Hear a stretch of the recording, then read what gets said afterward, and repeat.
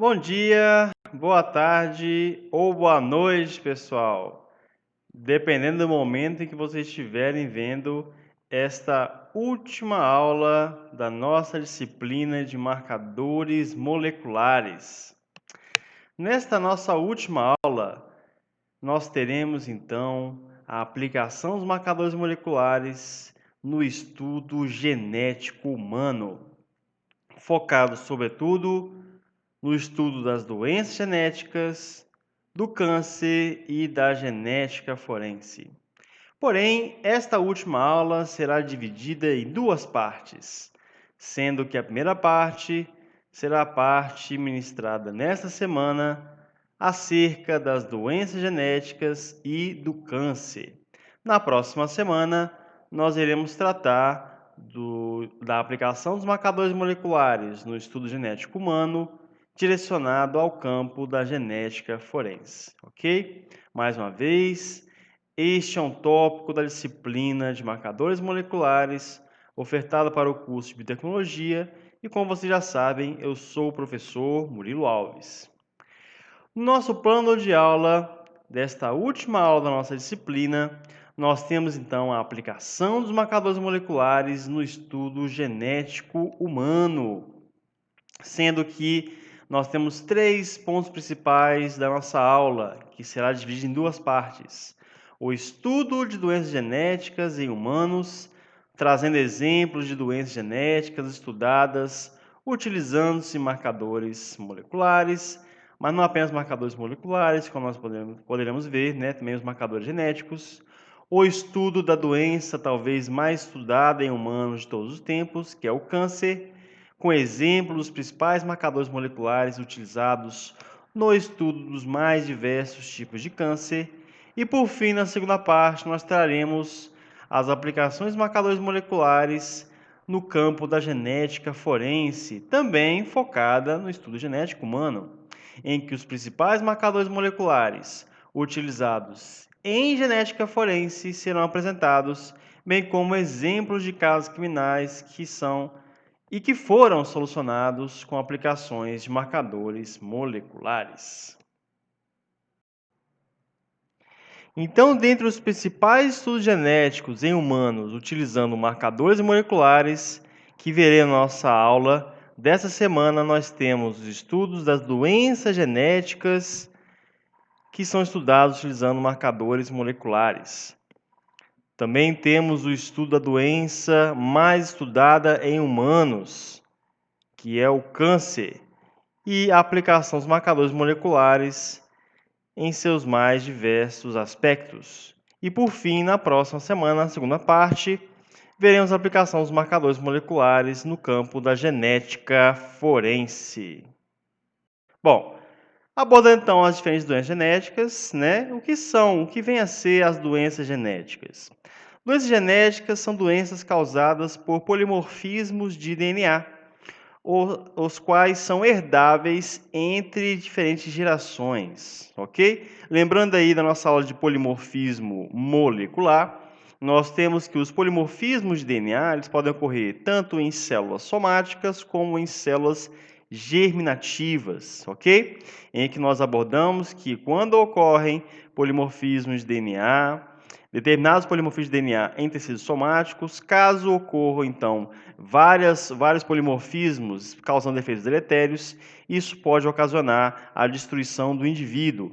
Enquanto que polimorfismos de DNA, advindos de mutações em células germinativas, ou tecidos germinativos, pode acarretar, por exemplo, dependendo do momento, dependendo da situação da população daquela espécie naquele momento, nós podemos ter a destruição da própria espécie.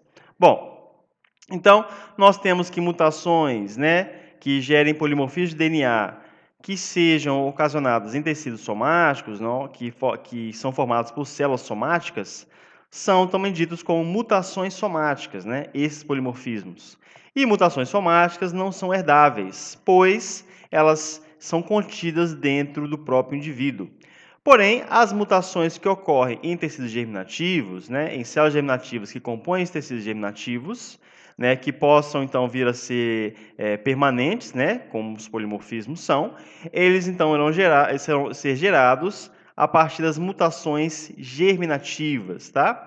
Que aí no caso realmente são os polimorfismos que se propagam ao longo de gerações, ou seja, estes são de fato herdáveis, justamente porque eles são propagados de geração em geração. Gerações parentais podem então apresentar mutações que, se não forem corrigidas, se não forem revertidas, serão fixadas nas progênies, né, nas diferentes gerações posteriores, o que faz com que então esses polimorfismos sejam fixados, ou seja, que sejam herdáveis. Bom, nós temos então uma análise da evolução histórica das doenças genéticas estudadas em humanos, né? Nós temos alguns destaques importantes que podemos ressaltar aqui, né? Destacar aqui, perdão. Na década de 50, né, do século passado, nós temos então a primeira descrição da síndrome de Down, né, que é decorrente de anormalidades cromossômicas e que podem ser estudadas, por exemplo, como nós já vimos anteriormente, a partir de técnicas citogenéticas clássicas, como a coloração de Gienza, por exemplo, ok? Já entre a década de 60 e 70 do século passado, nós temos então que foi descrito pela primeira vez o famoso cromossomo Filadélfia, tá? Que era responsável, por exemplo, pela diferentes tipos de leucemia, né? De doenças genéticas que ocasionam algumas leucemias. E esse cromossomo Filadélfia é resultado também de anormalidades cromossômicas, que, por sua vez, podem ser estudadas a partir de técnicas citogenéticas avançadas, tais como a hibridização, hibridização com fluorescência in situ, ok? Ou FISH. Bom, também na década de 60, né, em 68, nós temos então o gene do daltonismo sendo pela primeira vez caracterizado em humanos, tá? E aí ele pode ser caracterizado a partir da possibilidade de obtermos então o mapa genético em humanos, tá? Ser feito pela primeira vez o mapeamento genético da espécie humana. Já na década de 80 até a década de 90, né, no início da década de 90, nós temos então a caracterização da doença de Huntington, né? Que é então caracterizada por tremores constantes, né? Perda de capacidades mentais, sobretudo em indivíduos de gerações mais avançadas, tá? Devido à questão, como nós vimos, dos deslizes da polimerase, que causam um aumento, né? Uma extensão de trincas específicas de códons que vão codificar, por exemplo, a glutamina, em determinadas enzimas que são responsáveis, então, pela produção de dados neurotransmissores, ok? E aí, então, a doença de Huntington, ela foi caracterizada, sobretudo, a partir do uso do mapeamento físico, tá? Vejam aqui que todas as técnicas, elas são, então, utilizadas e fazem parte também dos arcabouços de técnicas que nós vimos as quais estão relacionadas com os marcadores genéticos e, sobretudo, com os marcadores moleculares. Bom, e aí, como nós podemos então estudar, né, e realmente aplicar os marcadores moleculares nesse estudo das doenças genéticas em humanos, né? E aí nós temos então que apresentar o que vem a ser o diagnóstico molecular, ok? O diagnóstico molecular, o que ele vem a ser, no caso, seria então realmente determinar, né, as bases moleculares que estão por trás, né, que permeiam, né, as causas das doenças genéticas em humanos, ok? E aí, diversos tipos de diagnósticos moleculares, né, podem ser realizados com base no uso dos diferentes marcadores moleculares, ok? Por exemplo, nós podemos detectar alterações genéticas em indivíduos tanto a nível de DNA como também a nível de RNA, pois ambos são ácidos nucleicos, ambos são macromoléculas que podem então ser utilizados para a detecção de alterações a nível genético, tá? E aí, o objetivo do diagnóstico molecular seria então realmente viabilizar o próprio diagnóstico, né? O próprio estudo da causa, no caso, bem como a detecção, classificação de alterações genéticas, a determinação do prognóstico, ok? O que virá após a detecção da causa, né? O que virá após a determinação do agente causador da doença genética e, então, prover os tratamentos especializados adequados para cada caso. E aí, então, nós temos as diferentes aplicações do diagnóstico molecular. Nós temos, por exemplo, a própria expansão do conhecimento científico acerca de determinadas doenças genéticas, a identificação de indivíduos portadores e determinação de fatores de risco de doenças genéticas específicas, bem como também a aplicação de tratamentos especializados para cada tipo de doença genética. Bom, aqui então apenas um esquema, né?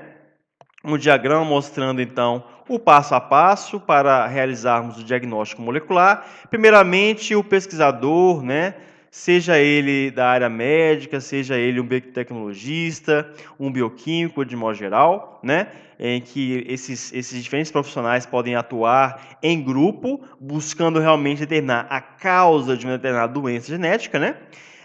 Baseado no diagnóstico molecular, o primeiro ponto é realmente definirmos a causa desta doença, ok? E aí, então, a partir da determinação dos agentes causais, né, dos fatores causadores da doença, nós podemos, então, determinar o mecanismo por trás da patogênese, né, por trás da origem da doença. E aí, então, com o mecanismo, nós podemos, então, verificar, né, de forma minuciosa, de forma refinada, quais seriam as alterações estruturais nas macromoléculas, né, que compõem, então, as células afetadas, né, os tecidos, os órgãos, sistemas de um dado organismo, que irão, então, desencadear consequências funcionais, relacionando, então, estrutura e função. Estrutura alterada das diferentes macromoléculas afetadas para determinar, então, quais seriam, então, as consequências funcionais, né? Pois a função está associada diretamente com a estrutura. E aí, então, nós temos dois panoramas distintos, tá? Quando nós falamos de diagnóstico molecular, né? Nós podemos, então, comparar o diagnóstico como ele era feito, na verdade, como ele ainda é feito, né? Em boa parte dos hospitais, boa parte das clínicas de diagnóstico, por exemplo, né? E comparar então com os métodos mais recentes. No método tradicional, o método mais antigo, nós temos então que existe uma coleta, né, de um determinado tecido, de uma determinada célula de um dado paciente, né, de um indivíduo, que pode ser então ser analisado em laboratório por padrões de diagnóstico bem tradicionais, como por exemplo microscopia, né, de luz, microscopia talvez também de luminescência, ok? Para determinar a patologia da doença, né, do caso clínico deste indivíduo, né, deste paciente. E no método mais novo, né, no método mais recente, nós temos então que existe também uma mesma coleta, né, do tecido ou de uma célula de um indivíduo, porém agora não se faz uso apenas de técnicas tradicionais como de microscopia, né?